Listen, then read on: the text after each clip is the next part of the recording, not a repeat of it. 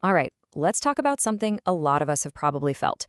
We're diving into a common social mystery: why the classic "let's grab coffee" invitation can sometimes feel, well, just so forced and awkward, especially when it's between guys.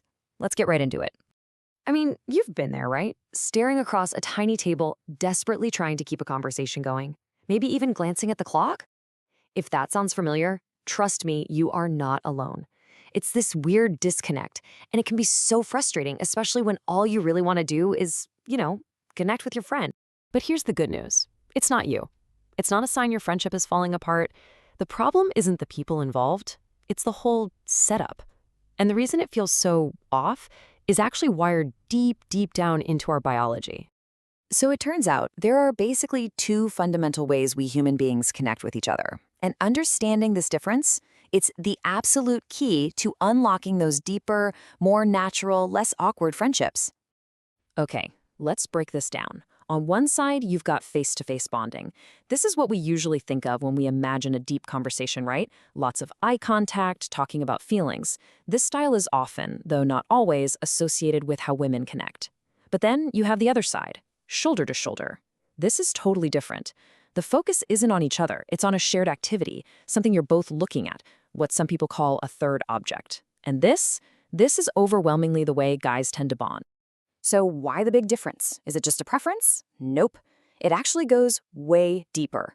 We're talking about evolutionary psychology and even the chemistry happening inside our brains. And this is a really big one. Think about it from an evolutionary standpoint. For literally thousands of years, if one guy stared another guy down, it wasn't a friendly hello. It was a challenge, a threat. And that primal wiring, it's still in there. So that coffee date with its forced, nonstop eye contact can subconsciously just put a guy's nervous system on high alert. And when you're on high alert, being open and vulnerable is pretty much impossible. But now, let's flip that. Picture standing or sitting next to someone, both of you looking out at the same thing. The whole dynamic just changes. You're not facing off against each other anymore. You're on the same team. You're allies. And that feeling of safety, that's where the real connection starts to happen. You've probably heard of oxytocin, right? The bonding hormone or the cuddle chemical. What's absolutely fascinating, though, is how it gets triggered. For guys, studies show that the biggest hits of oxytocin don't just come from a heart-to-heart talk. They come from doing stuff together. Solving a problem, playing a sport, tackling a challenge. It's the coordinated action that really gets that bonding hormone flowing. And this all leads us to the secret weapon for creating that perfect shoulder-to-shoulder connection. It's called the third object. So what is that? Well, think of the third object as a kind of social buffer. It's the thing, the project, the game, the trail that you're both focused on. It just completely takes the pressure off. You don't have to constantly think of what to say next because the activity itself is giving you something to talk about. And this third object can be literally almost anything.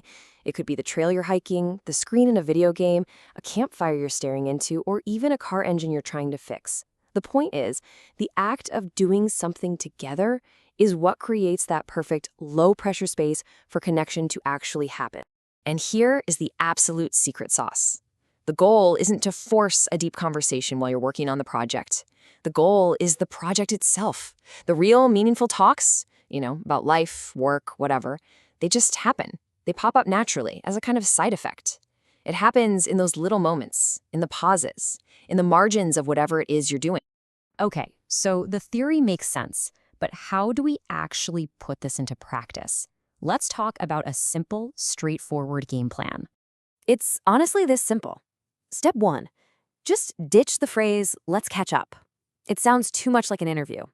Step 2, instead of asking a friend to talk, invite them to do something with you. Could be anything. Go to the gym, build something, play a game. And step 3, just trust it. Focus on what you're doing together and let the conversation happen when it happens. This quote really sums up the whole idea perfectly. Think about it. If you ask a guy directly, "How are you really doing?" you're probably going to get a quick, "I'm fine."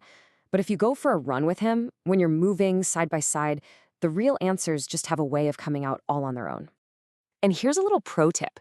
You got to be patient. The first half hour, 45 minutes of any activity is usually just about settling in. But then something kind of magical happens. The activity calms everything down, you get into a rhythm, and the defenses lower. That's the sweet spot. That's often when the real talk starts. So at the end of the day, connection isn't a one-size-fits-all kind of thing. But by understanding this idea of shoulder-to-shoulder bonding, you can totally change the game. You can stop forcing those awkward coffee dates and start building friendships that feel way more real, way more authentic. So I guess the only question left is, what are you going to go do with a friend this week?